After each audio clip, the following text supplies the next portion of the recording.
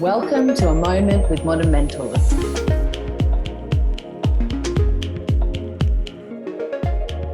Hello, my name is Louise McCann and I am the founder of Moody Activewear. Moody Activewear is an online women's activewear brand that donates 100% of its profits to women's mental health. Hi, Louise. It is so great to be interviewing you today for the A Moment with Modern Mentors podcast. Thank you so much for joining us.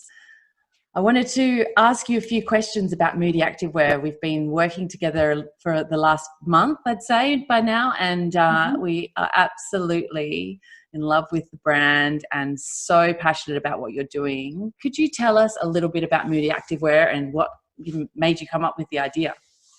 Yeah, sure. Thank you so much for having me. The idea of Moody came up so the business itself has been up and running now 2.5 years, but it was about 2 years in the making before it officially launched in March 2018.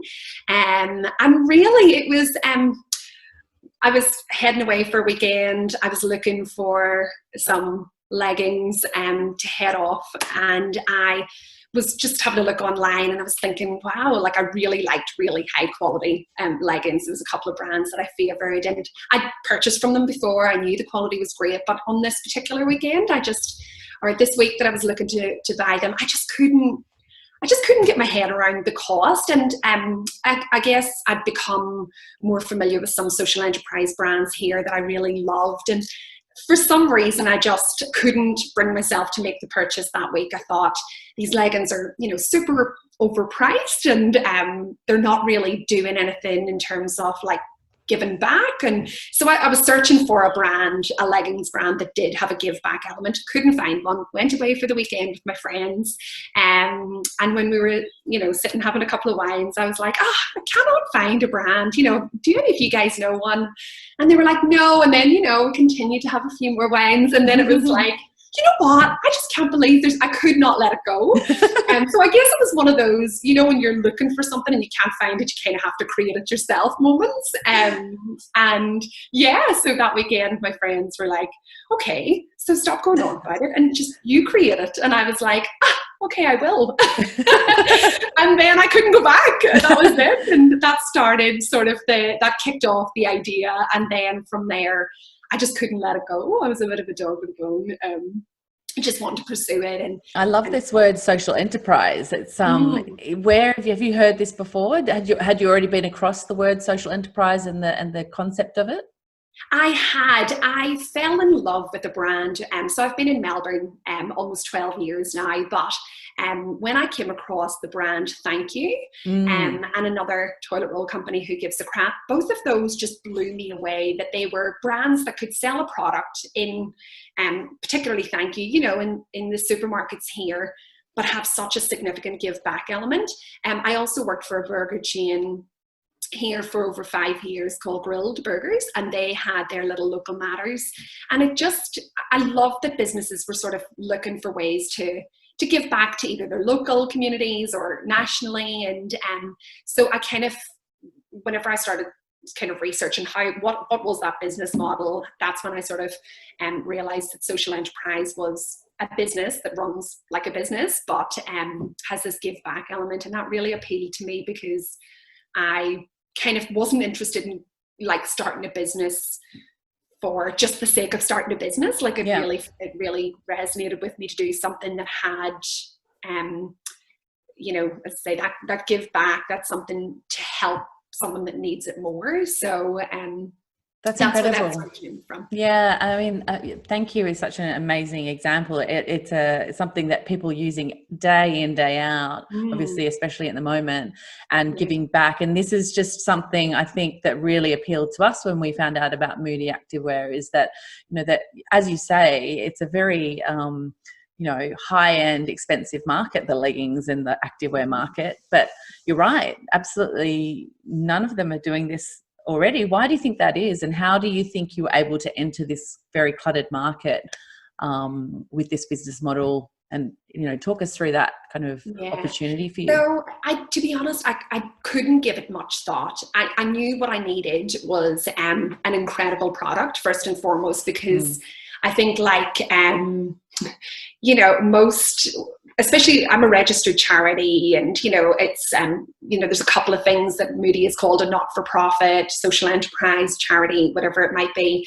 I'm all of those things, but I kind of like to think that I'm an activewear brand first and foremost, because I think that keeps me on my toes, because you're absolutely right, activewear is such a booming industry, and I couldn't get too bogged down into the who am I competing with? Because if you really think about activewear, you could get carried away and be like, I'm competing with the likes of like Nike and Adidas and stuff. So I kind of try to just keep to myself and go, no, I'm gonna do something different and offer customers something that I wanted, and that was an activewear brand that gave back. And so I kind of stayed focused on that and not on the, how enormous this industry is and how hugely competitive it is, and the incredible brands that are out there I look to for inspiration, as opposed to feeling like I'm in competition with them, because I feel like it really stands out in that no one else is doing this, and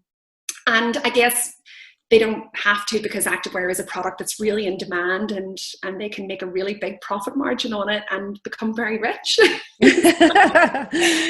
that's what some people favor. Yeah, well, I mean, I guess, you have obviously cracked onto something, because you've now been running for a couple of years. You had the idea kind of blossoming for a couple of years, and now you're 2 years in. How did you know when you were onto something good? When did it kind of, the penny drop for you? I think the first night that I mentioned it, so the little story I just told about sitting in the pub with my friends and my husband's incredibly conservative compared to me. Like, I'm a bit like, I'll try like a bit of everything, but I have a background in recruitment and HR, so I certainly didn't have any experience in the sort of retail or e-commerce sectors. But I just, whenever I said it, and he sort of like nodded and went, yeah, that's a really good idea. And so that kind of sealed it. And then from there, it just, I don't know, and even to this day, some days when I'm having like a bit of a day when I'm like feeling a little bit unmotivated, or just a bit like unsure of where, Moody is going, I go, you know what, activewear that gives back to women's mental health is like a no-brainer. I'm just like, I am totally onto something. This is like, and actually I spoke to a couple of really good friends at the very beginning as well. And one of them in particular just said, you've really found like this little seed, and it's like really precious. So look after it and let it grow and stuff. And it kind of like, that analogy just sort of made me realize that, there's an opportunity to create great things and still be able to give back to your community and stuff. And that's what I wanted to do. And so it was kind of like, well, if I don't do it, maybe somebody else will do it, but I want to do it. So I just kept going with it. And still, as I say, to this day, I keep going, this is a no-brainer, an awesome activewear brand that gives back. Okay, I'm onto something good here. So tell us a little bit about, you've been in Australia for 12 years, but you're Irish, and your family, you come from a big family in Ireland, and you've got a bit of a personal story that also relates to the brand too, don't you? Yeah, absolutely. So I always break this story up a little bit, because the activewear idea actually came first, which is maybe different to how most people come up with, wanting to support something and then finding a way to do that. For me, it was, I thought, I really want activewear that's amazing, that's going to support a cause and really stand for something. And once I kind of had like, cemented that in my head, I knew then that it was women's mental health, because growing up, mum had, it's really hard to say what she had, to be honest, because the mental illness was so under-resourced and under-supported and misunderstood. And so growing up with mum, she really was, challenged with her mental health, and, she never had a complete diagnosis on what she had. There was a lot of things banded around.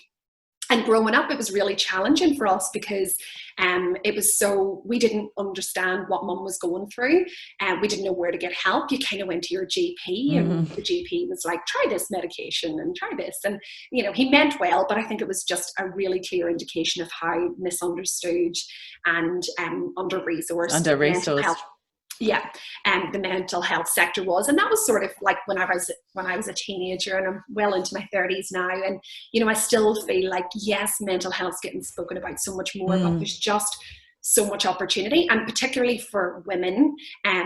We're complex individuals, and I think that we carry, we wear a lot of hats and things, and so for me to get behind women's mental health was very natural, because I wanted to do something. Mommy passed away in January 2018, and in a way I wanted to make sure that, if there was a 16-year-old girl or boy growing up and their mum was struggling, that there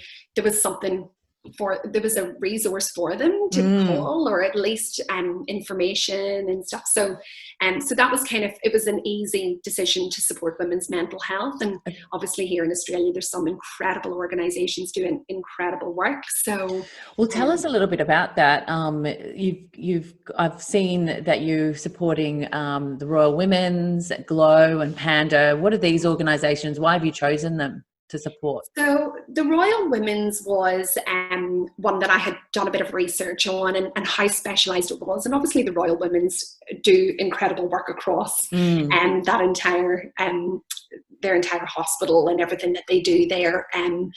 So that was for me, that was just a really easy choice. So I'd love to say there was more detailed thought. I literally went, I want to support something. And it was more that it was Melbourne based as well. I kind of wanted something a little bit more local. So that was why I chose the Royal Women's. And to be honest, I didn't think I'd be making a donation to them for years. So just choosing an organisation that I knew the money would make a difference with, but I didn't think I'd be able to make a donation for quite some time. After Glow is an organisation back in Ireland, and I talk about the support that I've received from Ireland all the time, because it's been absolutely overwhelming. In that, I started the organisation, I started Moody here in Melbourne, assumed that Australia would have been my market, and as it turned out, within a couple of months, it was just absolutely, the demand from Ireland was far more than here in Australia. And so rather than supporting an organisation here with the money from Ireland, I decided to just look at my donation model, and I reached out to an incredible organisation back in Belfast in the north of Ireland, and said to them, I'm selling activewear and I want to donate to you guys, because they're doing amazing work in that women's mental health space. So it was really nice, because now it means that I can support my home, support the women back at home, through the sales from leggings and activewear back there, but also support an organisation here. And then with Panda, that was just, again, I was able to make these decisions because the business is mine, and still small enough where I can choose. And I had my first baby last year, and it was just, it really resonated with me, and the work that they do is amazing. And particularly now, during lockdown this year has been, I can't even fathom what it would be like for a new mum at this time. So I'm really glad I got to support them as well. Oh, it's amazing. And now couldn't be more an important time for this kind of support for women and families of people struggling with mental health. How do you know what's happening with your money that you're donating? How does that work? Is there, as a registered charity, talk us more about, what the process around becoming a registered charity and how the money gets donated, and then what happens to it? Yeah, so it's being a registered charity is it means lots of things, but I guess the most important one, or the thing that would stand out, is that as a business I can accept donations. So if someone said to me, I love what you're doing, but I don't want 100 pairs of leggings, but I want to give you some money towards fulfilling your mission, because the reason I wanted to go with a social enterprise model rather than a fundraising model, for example, so being a charity that did fundraising, is that you're heavily reliant on a stream of donations, and that's really, really difficult. So that was not of interest to me at all. I knew that this model could work and be sustainable longer term as well. So rather than making sort of lump sum donations based on whatever activities you're doing, that was just not of interest to me. I wanted to have an amazing product and sell that and be able to grow the business. So I operate like any retail business does. So I think I've said this to you before, Mia. I operate like any retail business in that I want to make a profit, because that profit is then donated. So I tend to not refer to myself as a not-for-profit, even though a lot of people do, just because that's quite natural and what people know. So with the charity status, as I say, I can accept donations. And then in terms of making donations to organisations, it's really straightforward. That's my mission. So being a registered charity, I have the ability to make donations to organisations of my choice, and then it's really up to them what they decide to do. So it's obviously women's mental health very specifically, so they're the organisations that I choose. You've mentioned that, obviously now you're in Melbourne and you're in second lockdown. How has this made you rethink, if it has at all, your strategy on Moody Activewear? Gosh, lockdown, it feels like it's been going on forever. Look,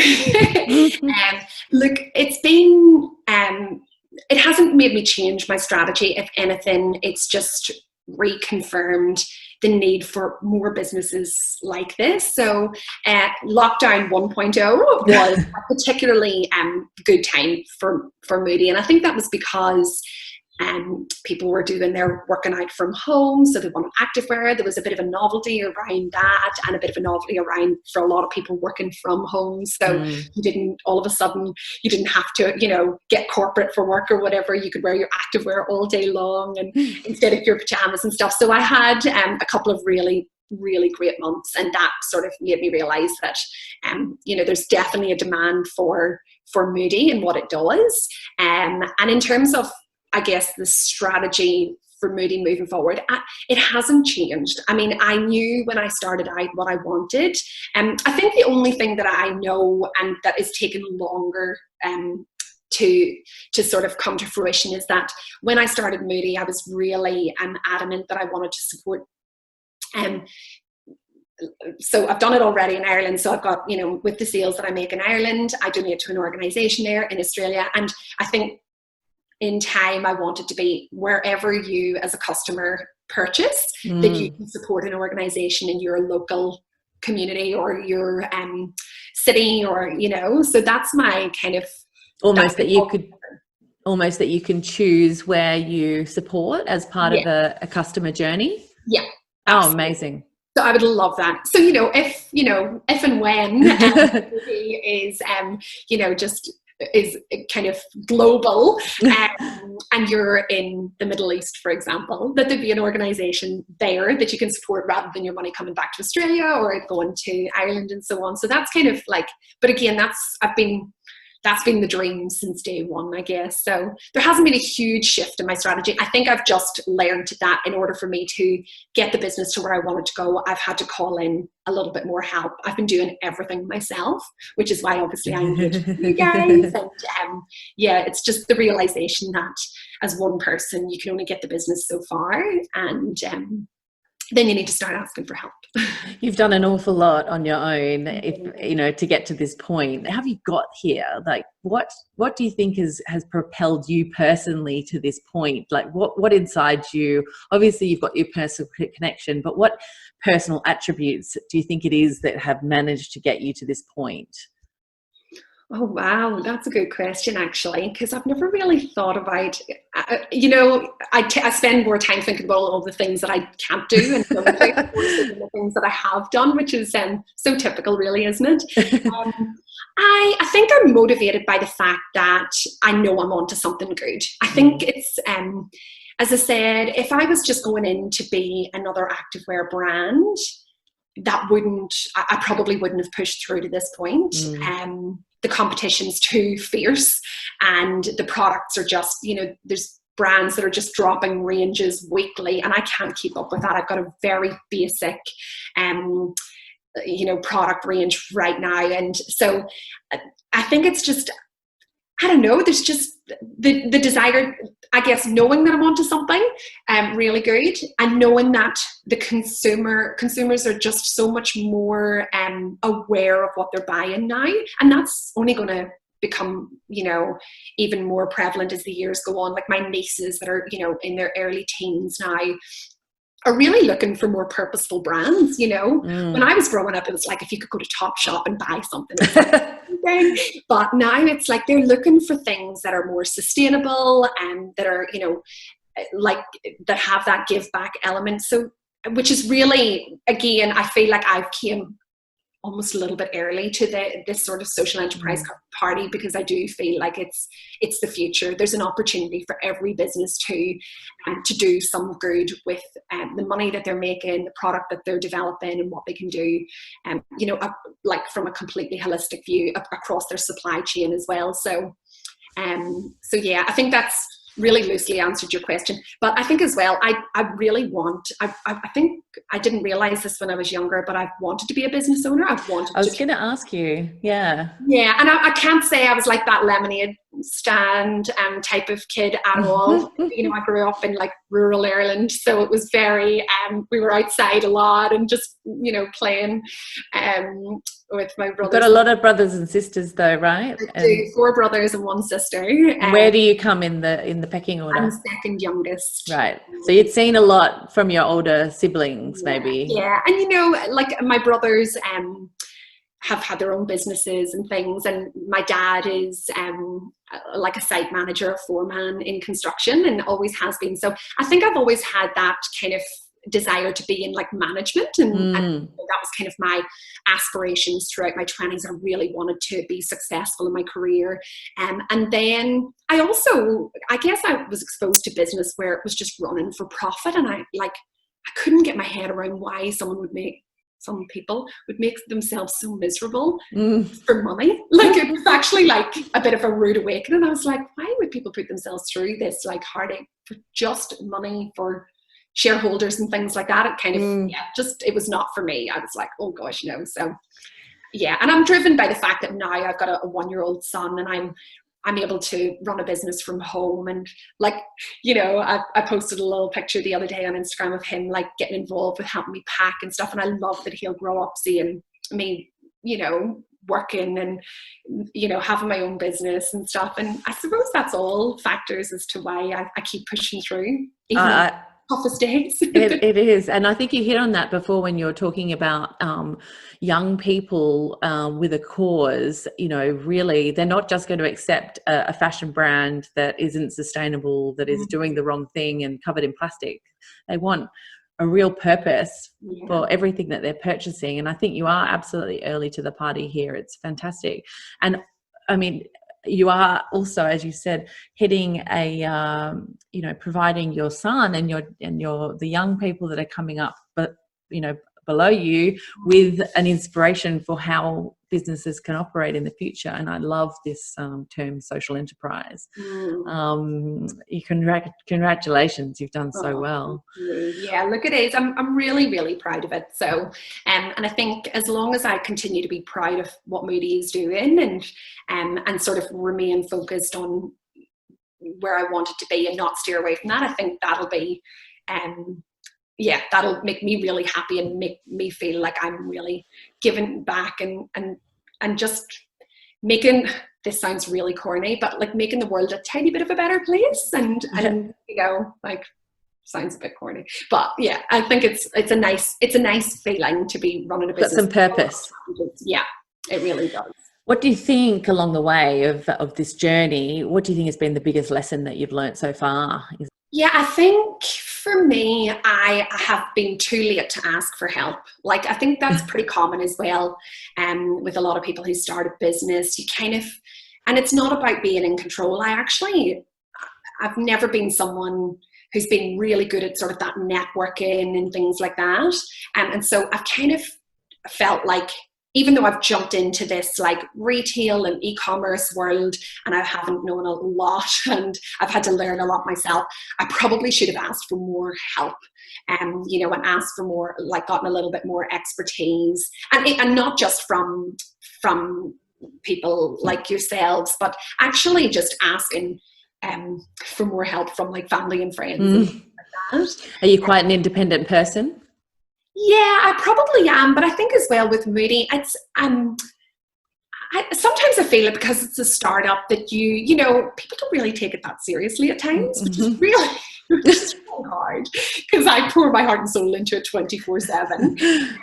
But yeah, you know, like my dad will make comments about it and I'll just be like, you know, Dad, I'm running a business here. And he'll just be like, no, yeah, but why aren't you buying a house? And I'm just like, no, but I'm never going to be a millionaire, Dad. Like, that's just not my dream at all. And so, yeah, but that aside, I think asking for help, I should have been doing a long time ago. And are you asking for help now? Do you feel yourself changing through this process of owning your business?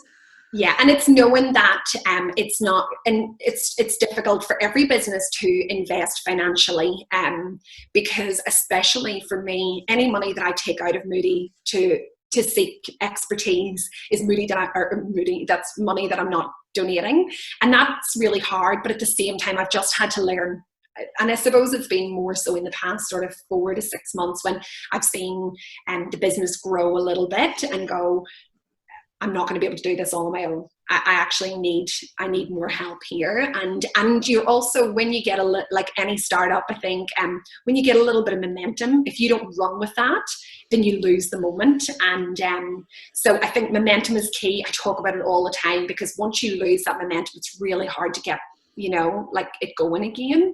And that's where I've gone, okay, I'm on to something good here. I really need to get some help to get me pushed through to the next sort of stage as well. So what are the measurements of success for you? Is it sales? Is it being able to donate those, you know, big checks to charities? What is the success measurement for you?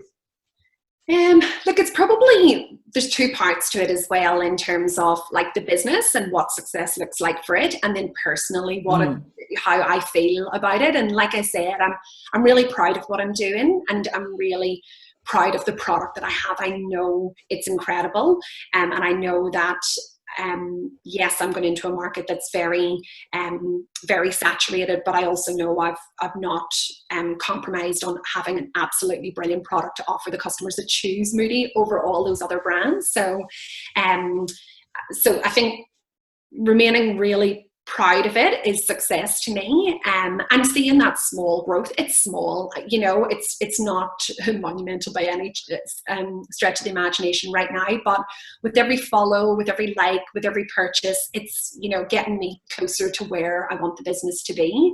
And then of course making donations is incredible, like, and especially because, you know, to be in business just 2.5 years, and I actually can't even remember how much I've donated right now, but it's been, you know, I keep saying, oh, they're very modest amounts, but for a business like my size, is to be even turning a profit at all is pretty impressive. So I kind of have to remind myself of that and go, this is success, you know. And we're talking thousands of dollars here, right? We're talking thousands of dollars worth of donations that you've made. It's not an insignificant number. In fact, you know, you take away that, and that's not $1,000 being donated. So, you know, it's incredible what you're doing. And and I think with Panda it was $1,000, and when they called me to thank me, for the donation, I was really surprised because I made the donation online, and then they called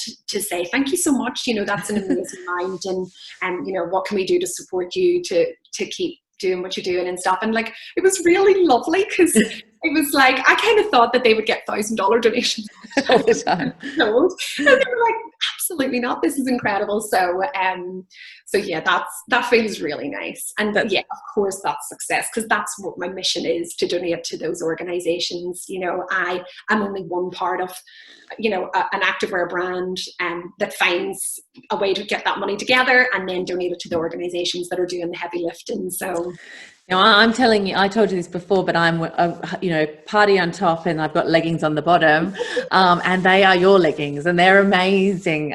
What made you choose the distributor, the manufacturer that you found, and what qualities were you looking for in the product to make sure that you had a really good product to sell?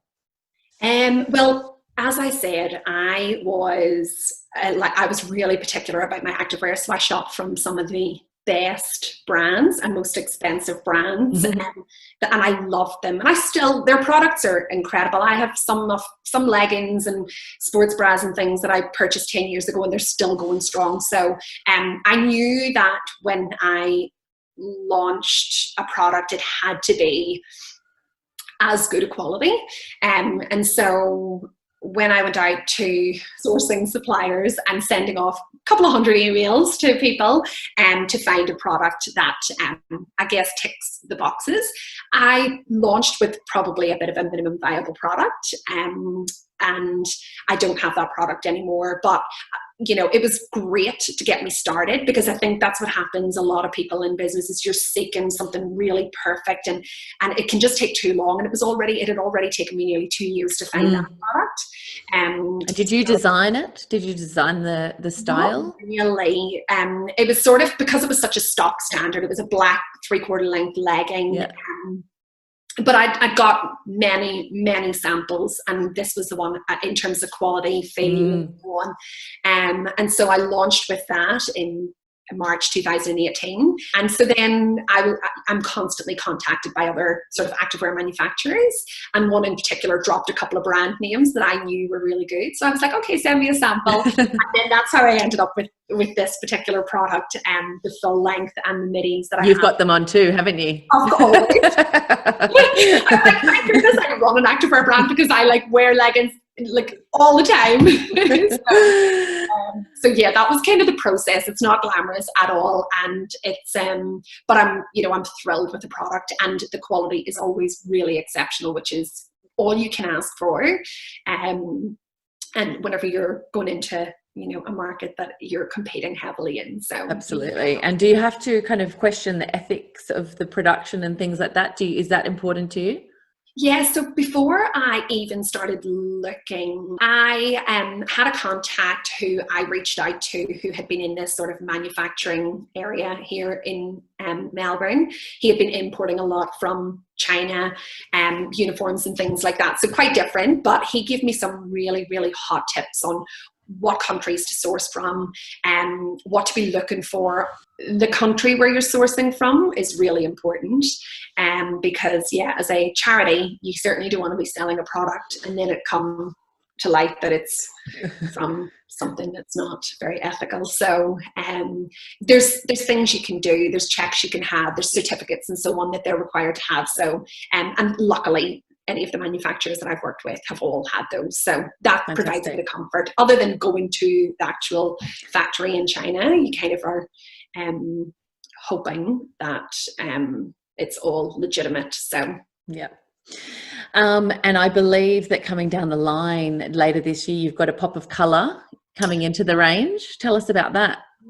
Well, first up, in a couple of weeks, I'm launching the sports crop, which yes. I'm so excited about, because it kind of feels a little bit, I'm not someone who would ever work out in a sports crop and wear leggings, but I know that it's something like my customers really wanted.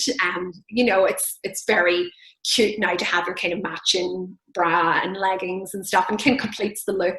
So I really wanted to get a sports crop into the range, and I've went for a slightly different sort of style to like the kind of stock standard one. So I'm really happy with it. So I'm expecting it now in the next week or two. And then following on from the launch of the sports crop, I'm hoping later in the year to do a leggings, a midi, the midi leggings that I have in another color.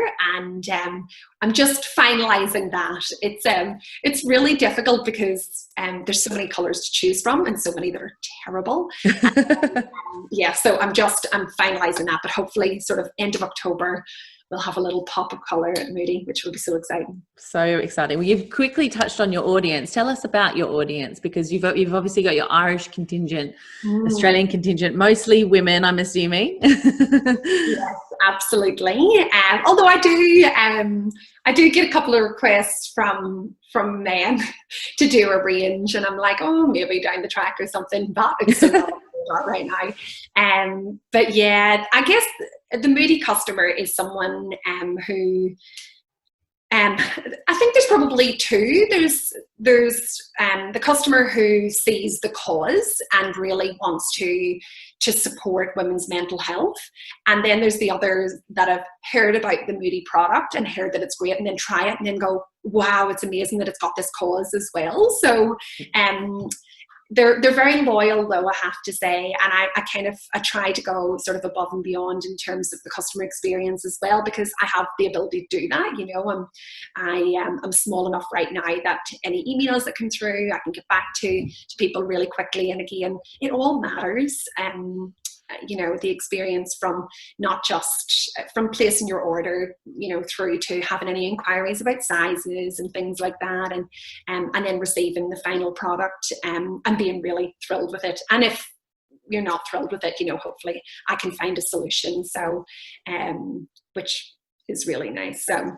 And how does it feel when you get those amazing reviews coming through? Obviously you're feeling proud. That's one of the things you've been talking about, what a success measurement is for you, but personally it must just be such a great feeling. Tell us about that. It really is, because, you know, it's one thing for people to make the decision to choose Moody, but then to want to provide feedback is amazing. And it really matters, again, for a small business, you know, that people take the time to write reviews and kind of, you know, like, that's helping me, that's taking their experience one step further as well. So they have not just been thrilled with the product, but they want to tell people about it. And, you know, for a business, you know, what's better than that? And so, yeah, it's really nice. Reviews are really important, and I try and get as many as I can. And if there's ever any, you know, issues, like, I want to get onto them straight away and figure out, you know, what's happened and stuff. So I think I've been really fortunate that I've been able to do that. But the reviews have been, yeah, they're really important and really good. I wanted to quickly ask you, you know, you're a business owner, you're a mum, you're a wife, you're an entrepreneur, you're a charity, you're aligning with amazing partnerships like Timber in September, mental health associations. How do you do it all? How do you fit it all in? What's your secret to making this all work together? The secret is I don't make it all work. It's a bit of a juggling game. I think long gone are the days of that sort of traditional 9 to 5. My days look very different. I'm usually packing up leggings when Peter's having a nap, or on a Sunday evening I'm like, hand my husband a beer and I'm like, right, we need to do a stock take, and, you know, and Peter's usually like, you know, playing around on the ground or whatever. So it is a juggle, there's no doubt about it. So yes, it's very much a juggle. I definitely haven't nailed it, but I think you have to make it work. And I'm like, this is my passion, is to have Moody and to run it and for it to continue to grow. So it's, if anything, I would say that these are the moments now that I'm trying to enjoy the most, because it's manageable right now, but I know as it continues to grow I'll find it even more challenging. But you know, it's, as women, we make it work, and what we got to do. And, you know, I was up in the early hours of the morning looking at emails, responding to emails, doing that sort of thing, and that's not uncommon because I have you know, a pretty strong customer base in Ireland and the UK, so I like to sort of have a little look at my emails every now and then. So you're available 24/7. Half the night for the Irish and half the night for the Australians. And then, you know, I have to be available to like feed which feels like 17 times a day. And then, you know, Stevie comes in from work and it's like phone down, time to do the family thing. So yeah, it's fun times, but it's I wouldn't change it either, you know. Absolutely. I wanted to just quickly change it up a little bit and just ask you a few little questions about, you know, things that might have inspired or changed your life. And one of them is, has there been a book along the way that's been really important to you and made a bit of a mark on you? Yes, I love books. And that's actually something that's only been sort of new. Books and podcasts over the past couple of years. I just love reading, and I love listening to podcasts when I'm out walking and stuff. A book that really, there's probably two. One from a personal perspective was Eat, Pray, Love. I just adore that book, and it was just, I read it at a particularly tough time in my life, and it just changed my life in terms of yeah, the experience, I didn't go to India or Bali or anything like that at the time, but I just loved that, and it gave me a very different perspective. And then, interestingly, a book that I read is from someone who lives in Bondi now, and her name is Bella Zanesco. And she's got a book called Smart Girls Screw Up Too. And I read it at a time when I was in a job that I absolutely hated. I was also pregnant, and I literally was like seeking help. I was like Googling self-help books. And this one came up, and I read it, and I messaged her on Instagram to say, your book has absolutely changed my life, because it just, another one is Emma Isaacs. Yes. Yeah. And what I loved about them both is that they're quite different people, but I loved that Bella's was very, Smart Girl Screw Up Too was just like, you're a smart girl, don't settle for this crap. And then the Winging It book of Emma Isaacs is very much like, she's not interested in kind of planning. She's like, just do. And that's very much my personality. I'm like, I want to do it. I don't want to sit and mull it over and do business strategies and blah, blah, blah. So there's a couple there. But yeah, they're awesome. We're definitely going to put them on our book list. And what about habits? Are there any habits that you can credit for improving your life, or in improving and inspiring? There's probably a few that might be a bit like cliche, but it's very much, I think, you know, in my 20s, I was someone who really was seeking a very full and a very vibrant kind of life. Like I came to Australia, I wanted an amazing career, I had a beautiful partner, and I wanted to travel the world and see all the biggest and best places. And I did a lot of traveling, and I was really fortunate. But I think as I sort of came into my 30s, I find that less is more for me now. Yeah. And it's less of a habit, but well, I suppose the habit is just like really cherishing the small moments and realizing that quite often they're the big moments. You know, I was always like, oh, what's my next holiday? And now I'm like, you know, happier with less. And I think it's because I really do sit in moments and go, this is really special. This is really important. And it could be our Sunday morning ritual of having coffee and bagels together in the kitchen here and stuff, rather than like planning the next trip to Thailand or something. COVID's definitely helped that along as well for a lot of people, I think, hasn't it? Yeah. And you have to dig deep when you're in lockdown to really find those moments where you're practicing that sort of gratitude and stuff. And I've started doing a bit of journaling as well, which again just takes that sort of those mindful moments to the next level, where you're just sort of taking stock and going, this is all good, you know.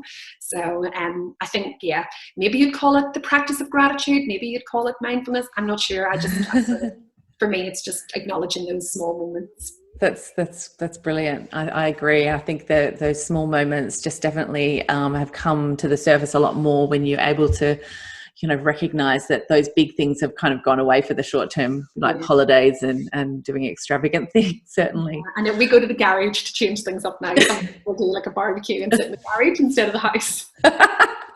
Change rooms. Go from the kitchen to the dining room. This is a novelty factor now. So it's pretty cute though. Yeah.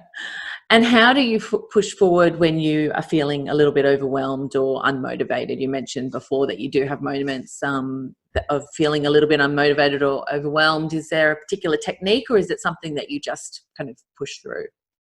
Yeah, look, I do tend to get a little bit bogged down some days, and particularly more so this year because it has been a bit repetitive and a bit Groundhog Day, and sometimes, you know, you think if we weren't in lockdown, would things be moving faster in terms of Moody? And you know, even things like trying to get photo shoots done and things are just, you know, just a no-go. So that's really difficult when you're trying to showcase a product and stuff. So for me, there is definitely days when I feel super unmotivated, but I always acknowledge that it's maybe just that day. And thankfully I'm able to do that. And I'll usually have to talk it out with someone, whether it's my hubby or my sister or a friend, and just say, you know, I'm feeling a bit like this is too hard. Like quite often I'll just go, oh, is this really worth it? This is really, really hard. And, you know, it's non-stop 24/7 when you've got your own business, because it's never, as I said, 9 to 5 is just a thing of the past. It's now kind of around the clock all the time. So there's no doubt about it. Those days come, and they come hard. Yeah. But it's just acknowledging it's one day, tomorrow's a new start, go from there. And I think I feel really lucky that I kind of have been able to push through those tough days till now, because it is just, again, confirmed that it's a tough day, not a tough life, Yeah. You'll get past it. And so it's kind of one day at a time is all you can do. And is there a particular mantra or philosophy that you live by?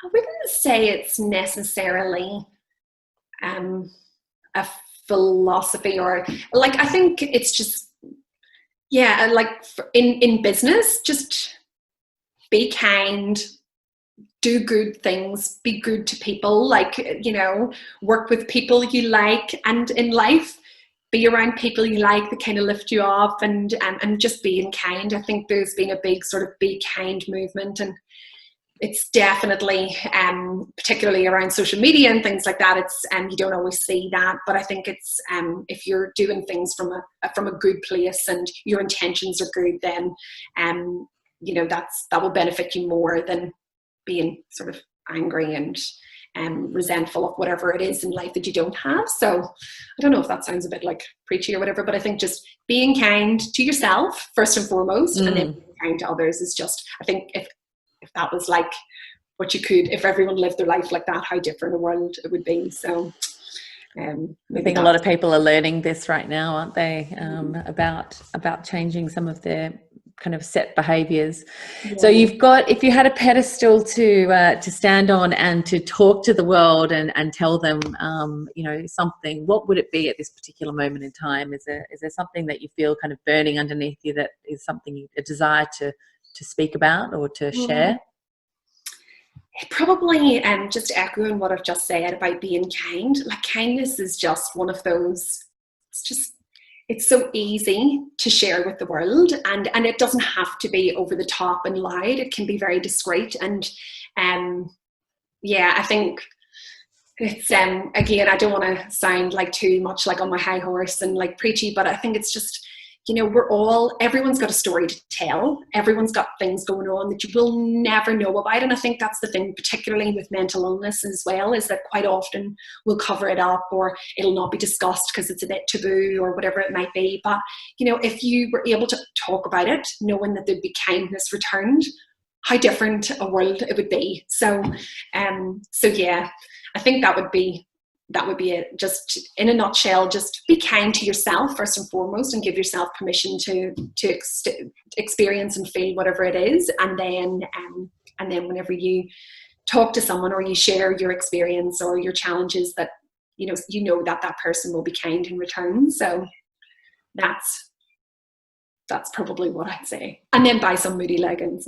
Well, I was just going to say, give us a plug about Liptember at the end and how you're involved in that. So just to wrap up, this is our last kind of a question, I guess, but give us a little bit of an outline of what you're doing with Liptember and why it's so important for everyone to support Moody and this. Absolutely. So Liptember is a campaign that runs throughout the month of September, specifically to support women's mental health. So obviously that's a campaign that really resonates with me and with Moody.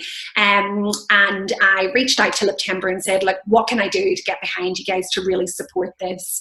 And so they basically, the campaign is that you wear kind of really cute lipstick, really bright lipstick, and it's about starting the conversation around women's mental health, and it's about raising awareness and, most importantly, raising funds for some incredible organisations. So there's 6 that they support nationally here in Australia. So as I say, I just reached out. I said I want to get behind this. So for the month of September, Moody will be supporting Liptember by running a fundraiser myself. So if someone doesn't want to necessarily buy a Moody product, they can just donate to that. I'll also be donating 10 pairs of leggings to the 10 top fundraisers, individual fundraisers at the end of September, and then all profits from the month of September will be donated to Liptember as well. Amazing. So really want to get behind it. It's incredible. It's national. They've been running it now for quite a few years, and it's it's a lovely organisation, and obviously supporting women's mental health. So it's really good. So it's perfect. Thank you so much for talking to us today. It has been an absolute pleasure talking to you. I can't believe how quickly the time has gone. We've just zipped through. Great questions, and it was just fascinating hearing what's inspired you. Thank you so much, Lou, and congratulations on all the work that you're doing with Moody and mental health for supporting women's mental health. Thank you, Mia. Have a good day. You too. If you enjoy this podcast, subscribe via your preferred podcast platform for more episodes of A Moment with Modern Mentors.